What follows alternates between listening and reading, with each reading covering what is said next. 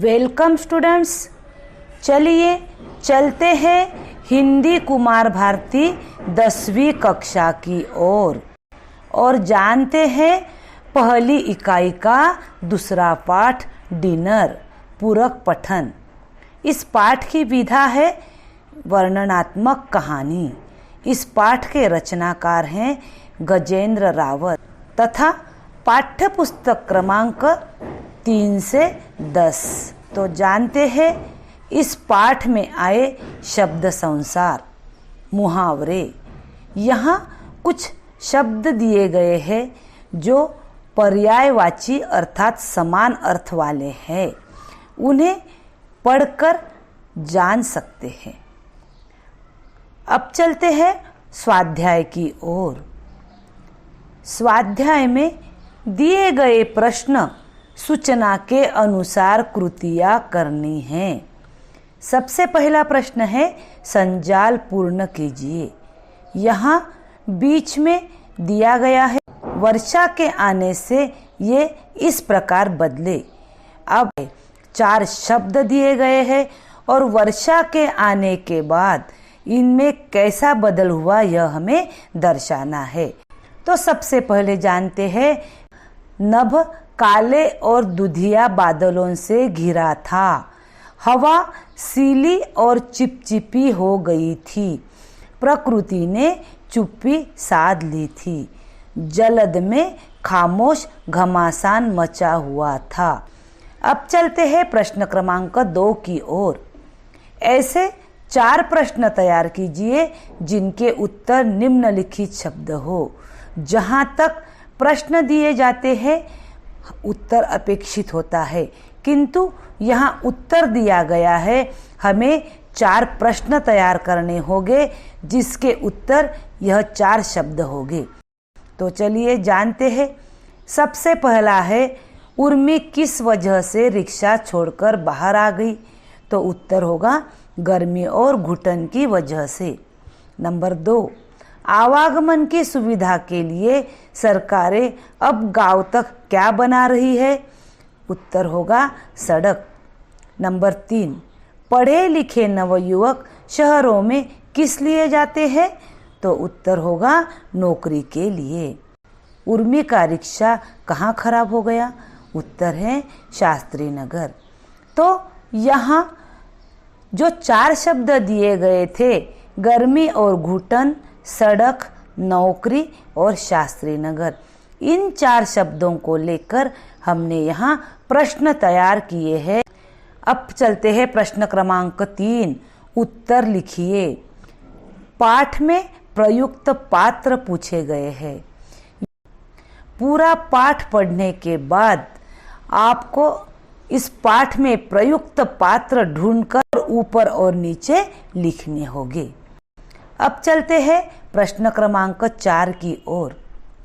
पाठ में प्रयुक्त वाहन मरम्मत के लिए आवश्यक साधनों के नाम। नंबर 1 प्लग, नंबर 2 पाना, नंबर 3 जैक और नंबर 4 स्टेफनी। इस तरह से इन चारों साधनों का उपयोग वाहन मरम्मत के लिए किया जाता है। अब चलते हैं प्रश्न क्रमांक 5 की ओर। निम्नलिखित कथनों में से केवल सत्य कथन छांटकर पुनः लिखिए।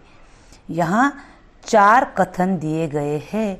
इन चारों कथनों को पढ़ने के बाद हमें सत्य कथन कौन सा है यह पता चलेगा, किंतु इसके पहले हमें पाठ पढ़ने की भी आवश्यकता होगी। नंबर 1, ऑटो के रुकने से उर्मी खुश थी। नंबर 2, आगे की ड्राइविंग सीट पर युवती थी, लगातार बड़बड़ा रही थी। नंबर 3, उर्मी उतरकर ऑटो के इर्द गिर्द घूमने लगी। नंबर 4, रोशनी होते ही उर्मी ने टेबल देखा तो वह क्रोधित हो गई। इन चारों कथनों में से केवल एक ही कथन सत्य है और वह है नंबर 1, ऑटो के रुकने से उर्मी खुश थी। तो यहाँ हमें यह एक सत्य कथन ढूंढकर लिखना होगा। प्रश्न क्रमांक 6, शब्द युग्म पूर्ण कीजिए। शब्द युग्म अर्थात यह शब्द की जोड़ियां होती है, अर्थात उस शब्द की जोड़ी पाठ में आई हुई है और उसे हमें ढूंढकर लिखना है। काले दुधिया, डरी सहमी, इर्द गिर्द, हाथ मुंह। अब चलते हैं कृति स्वमत अभिव्यक्ति की ओर। स्वमत अभिव्यक्ति अर्थात अपना मत, स्वमत। यहाँ सबका मत अलग अलग हो सकता है, अर्थात सबके मतों में भिन्नता रह सकती है, किंतु आप इस दिए गए स्वमत अभिव्यक्ति को पढ़कर अपने मन से लिखने का प्रयास करें।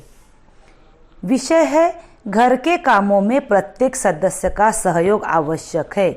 इस पर अपने विचार लिखिए।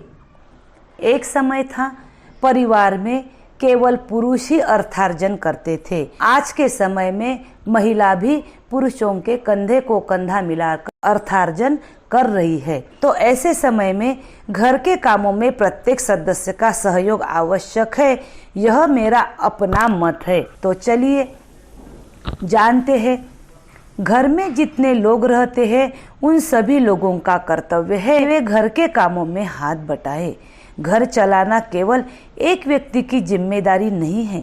घर के प्रत्येक सदस्य यदि घर के काम में सहयोग करे तो घर आसानी से चलाया जा सकता है। यदि घर में बूढ़े माता पिता रहते हैं तो वे बच्चों की जिम्मेदारी उठा सकते हैं, उन्हें अच्छे संस्कार दे सकते हैं। वे परिवार की सामाजिक जिम्मेदारी भी उठा सकते हैं। आज लोगों के पास समय का अभाव है, पति पत्नी दोनों काम करते हैं, उन्हें सामाजिक जिम्मेदारी निभाने के लिए समय ही नहीं मिल पाता। इस जिम्मेदारी को घर के बुजुर्ग आराम से उठाएंगे। बुजुर्ग माता पिता अपने पोते पोतियों की शिक्षा का भी ध्यान रख सकते हैं। इसलिए यह कहना बिल्कुल सही है कि घर के कामों में प्रत्येक सदस्य का सहयोग आवश्यक है।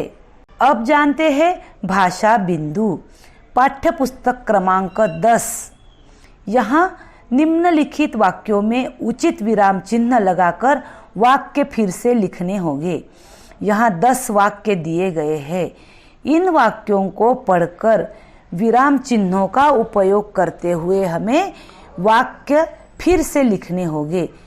यहाँ उत्तर दिए गए हैं, अर्थात उन्हीं वाक्यों को विराम चिन्हों का उपयोग करते हुए समझाया गया है। अब चलते हैं उपयोजित लेखन की ओर। मुद्दों के आधार पर कहानी लेखन कीजिए। पाठ्य पुस्तक क्रमांक 10, जहाँ कुछ मुद्दे दिए गए हैं।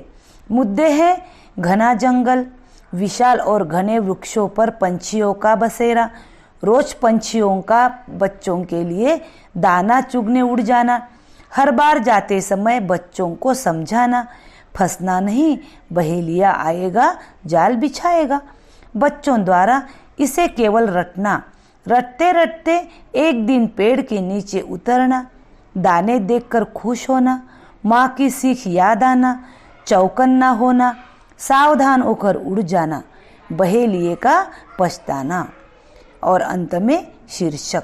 तो जानते हैं इस कहानी का शीर्षक हमने दिया है आज्ञाकारी पक्षी और चतुर बहेलियां। अब जानते हैं कहानी। एक घना जंगल था। उस जंगल में बहुत से वृक्ष थे। कुछ वृक्ष बड़े छतनार थे।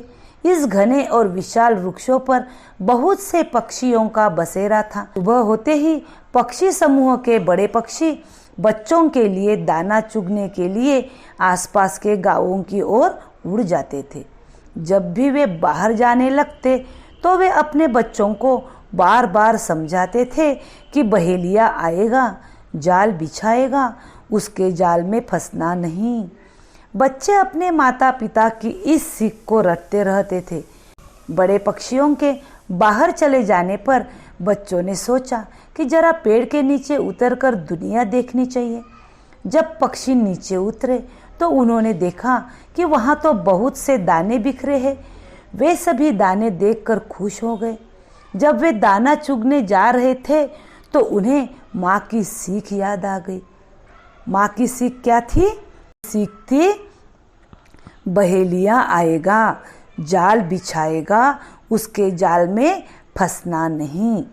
यह सीख बच्चों को तुरंत याद आ गई। वे तुरंत चौकन्ना हो गए।